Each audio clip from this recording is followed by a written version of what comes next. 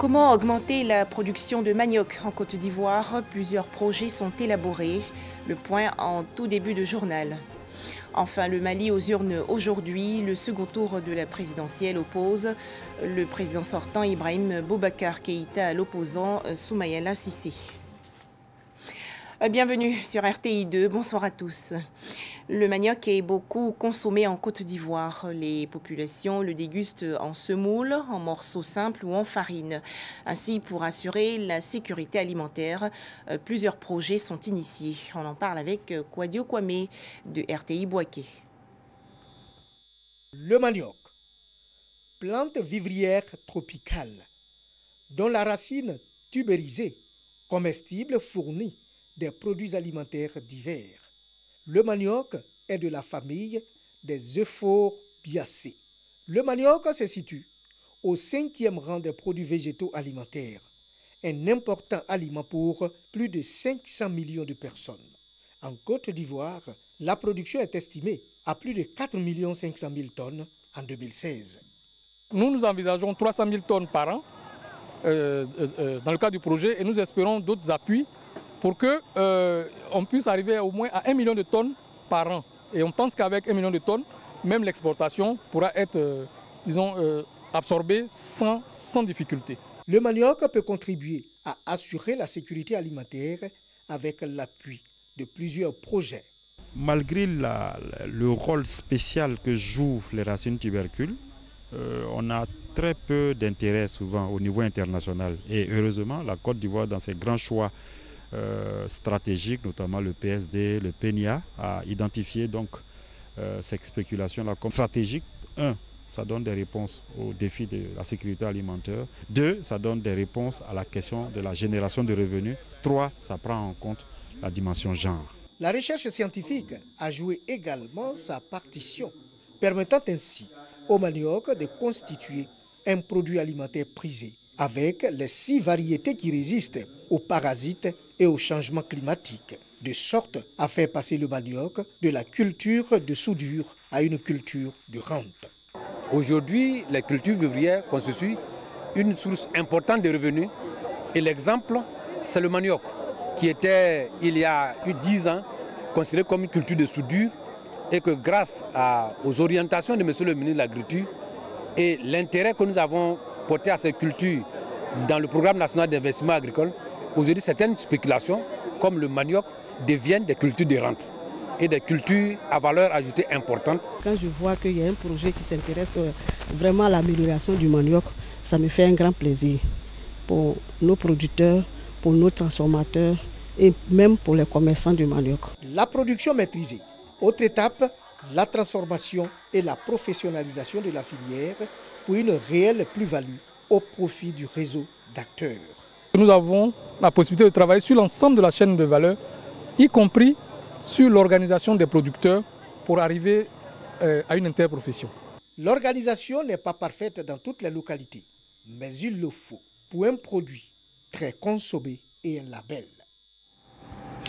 Autre actualité, Bangolo et Duékoué, 2 villes de la région du Guémon, ont été dotées récemment d'un centre de santé et d'un collège. C'est un don de la fondation Imam Al-Mami Tungara. Il s'agit pour cette structure d'améliorer le système de santé et les conditions d'études des populations du Guémon dans l'ouest du pays. Les explications de Eve Boué. Les habitants du quartier Carrefour de Bangolo, qui regroupe 3 sous-quartiers, Bewa, Sonfayadi et Kain, permettent pour se rendre à l'hôpital général de Bangolo, situé un peu loin. On se fatigue, tu te lèves à 5 h du matin pour arriver là-bas vite, pour avoir la place, toi seul sur la route. Tu ne sais pas ce que tu as trouvé sur la route aussi. Nous souffrons. Aujourd'hui, quand tu as une grossesse, les femmes sont obligées d'attendre les mototaxis. Et ces mototaxis font trop d'accidents, il y a trop de victimes. Aujourd'hui, ces désagréments font partie du passé. Un centre de santé flambant neuf, tout équipé, comprenant un dispensaire et une maternité, leur est offert. C'est un don de la fondation Imam Al-Mami Tunkara. Les populations sont donc reconnaissantes. Baptisé Centre de santé Maman Gueye-Baï, son implantation en ces lieux répond à coup sûr aux besoins de ces populations. L'objectif aujourd'hui de ce centre de santé, il faut le reconnaître, va nous permettre effectivement de rapprocher, surtout celui des politiques du ministère, rapprocher les centres de santé des populations afin de réduire un tant soit peu les distances qui sont souvent cause de retard et dont les conséquences sont incalculables. En plus de ce centre de santé, la Fondation a également doté la localité de Nanandi, dans le département de Diokwe, d'un collège de proximité.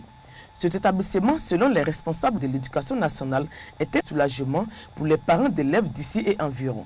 Ils étaient obligés par le passé d'envoyer leurs enfants à des kilomètres après l'obtention de l'entrée en 6e, avec tous les tracas que cela implique, comme la recherche de tuteurs ou les grossesses en milieu scolaire.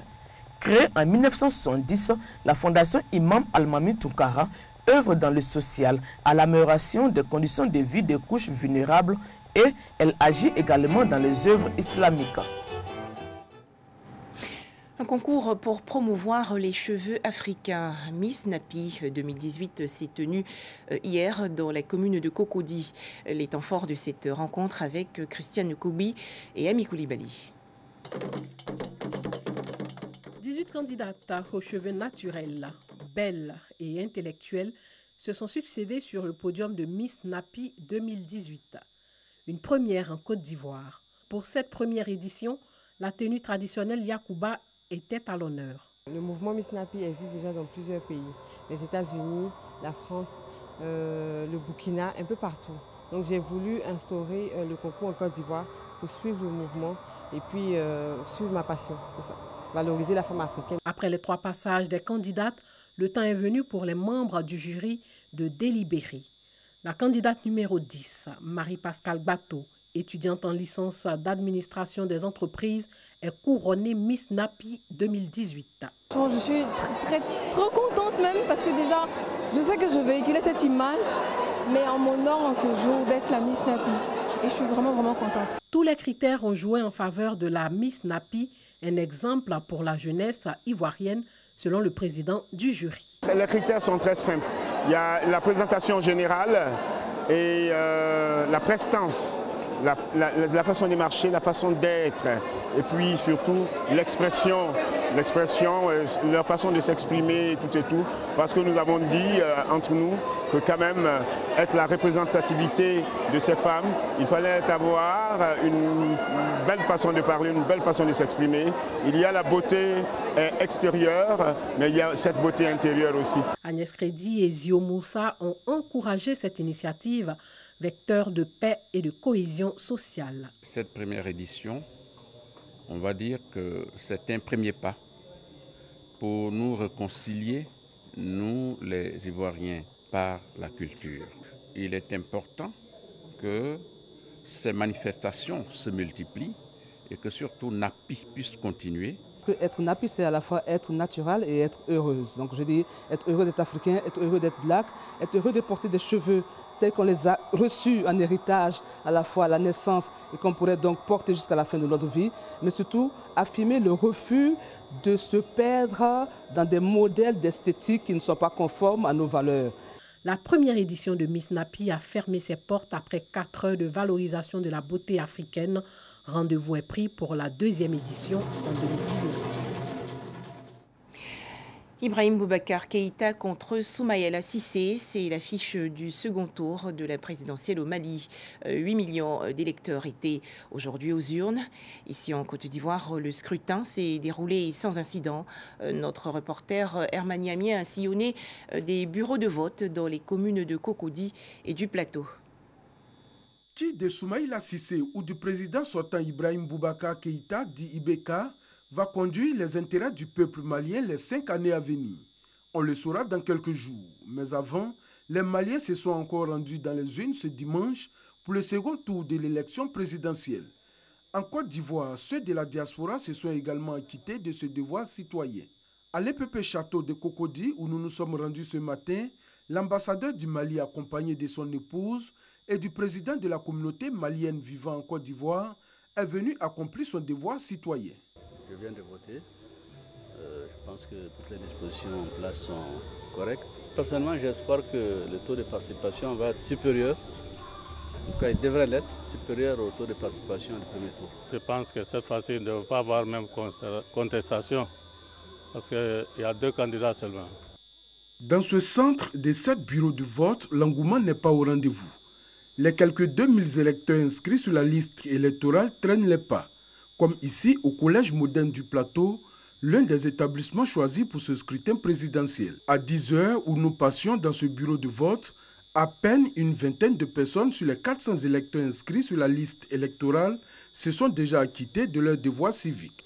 Nous sommes venus ici à 7 heures, mais normalement on doit ouvrir le bureau à 8h00 précisément. Mais il y a eu un petit dégât, mais bon, c'est passé, ça a eu lieu à 9h, je crois, 9h00. On a eu 23 votants pour le moment. Donc on est là, on attend. On espère avoir plusieurs votants qui vont venir voter aussi. Le matin, le centre, on était confronté à beaucoup de problèmes. Vu que les représentants du parti n'étaient pas du tout contents de la composition des assesseurs. Bon, ce qui nous a posé beaucoup de problèmes. Après, on s'est concerté et puis voir et puis recomposer le bureau. Dans ce centre, il y a 2982 électeurs inscrits, répartis dans 7 bureaux. Même si l'engouement n'y est pas, les électeurs qui se déplacent sont fiers de participer à ce scrutin présidentiel. Nous sommes des Maliens vivant à l'étranger, donc il est obligatoire pour nous de venir accomplir notre mission. Donc c'est pour cette raison que je suis venu aujourd'hui, ce matin. Les gens ne sont pas totalement sortis, surtout la jeunesse. Or, normalement, c'est l'avenir de la jeunesse qui est en jeu. Ils devaient être assez nombreux lors de ce scrutin, mais malheureusement, on constate qu'ils n'ont pas fait d'abord les déplacements. Le président de la commission électorale de l'ambassade indique que les dispositions ont été prises pour faciliter le bon déroulement du scrutin. Il a profité de l'occasion pour faire le point du premier tour ici en Côte d'Ivoire. Pour le premier tour, en tout cas, nous avons observé un taux de participation d'environ 44,49% des inscrits. Je vous ai dit tantôt que nous avons 147 247 inscrits dans la juridiction consulaire d'Abidjan. Et c'est ce qui a donné les résultats qui ont valu à retenir les 2 candidats. Nous avons observé quand même pour les 2 candidats qui ont été retenus que le premier président sortant a eu 41,22% dans nos chiffres, pendant que le second a eu à peu près 26,42%. Arrivé en tête au premier tour avec 41,4% des voix exprimées, IBK affronte pour la deuxième fois au second tour Soumaïla Cissé après l'élection présidentielle de 2013. Soumaïla Cissé, crédité de 17,8% des voix au premier tour, n'aura pas la tâche facile pour battre son adversaire. L'opposition n'a pas donné de mot d'ordre clair en sa faveur. À noter que la veille de cette élection présidentielle a été marquée par des arrestations au Mali. 3 ressortissants maliens ont été interpellés hier dans un quartier populaire de Bamako, la capitale. De sources officielles, ils avaient l'intention de commettre des attaques ciblées. Des interpellations également en République démocratique du Congo. Plusieurs dizaines de militants pro-Moïse Katumbi ont été placés en détention à Lubumbashi, dans la région sud du pays. Ils sont accusés de troubles à l'ordre public alors qu'ils s'organisaient pour accueillir leur leader, Moïse Katumbi. Et c'est la fin de ce journal. Merci de nous avoir suivis.